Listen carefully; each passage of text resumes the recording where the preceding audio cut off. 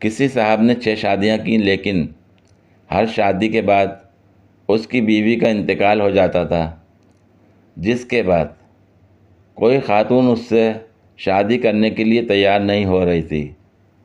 उस गांव में एक ऐसी भी खातून रहती थी जिसने 6 शादियां की थीं और उसके 6 खाविन भी शादी के बाद फौत हो गए थे।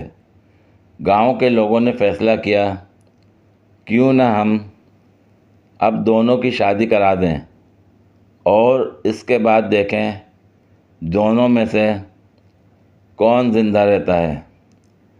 गांव के लोगों ने दोनों का निकाह करा दिया।